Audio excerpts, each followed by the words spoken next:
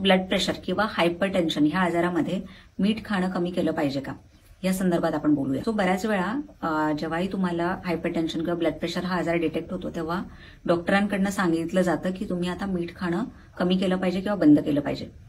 पण असं करणं ऍक्च्युली चुकीचं आहे.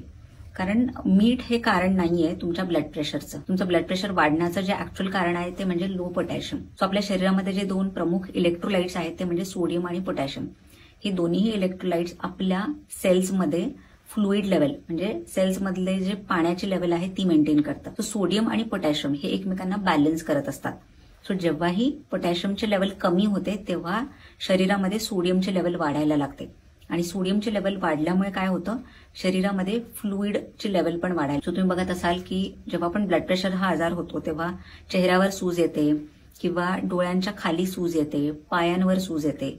सो हे फ्लुइड इम्बॅलन्स होतं जेव्हाही पोटॅशियमची लेवल कमी होते. शरीरामध्ये सोडियमची लेवल वाढल्यामुळे डॉक्टरांकडनं सांगितलं जातं की तुम्ही आता मीठ खाणं कमी करा किंवा मीठ खाणं बंद करा.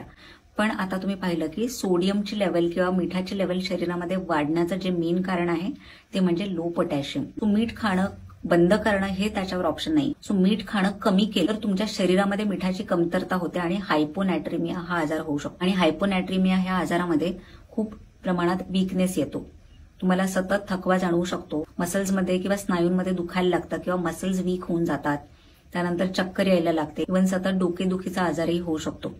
त्यामुळे तुम्हाला जर हायपरटेन्शन किंवा हाय ब्लड प्रेशरचा त्रास होत असेल तर सोडियम किंवा मीठ खाणं कमी करण्यापेक्षा तुम्ही पोटॅशियमची लेवल वाढवायला पाहिजे. आणि ज्या ज्या अन्नामध्ये पोटॅशियमचं प्रमाण अधिक असतं ते अन्नपदार्थ म्हणजे स्वीट पोटॅटो म्हणजे रताळं, त्यानंतर पालक, नारळ पाणी, टोमॅटो, त्यानंतर नट्स स्पेशली बदाम आणि पिस्ता, त्यानंतर सी फूड म्हणजे मासे.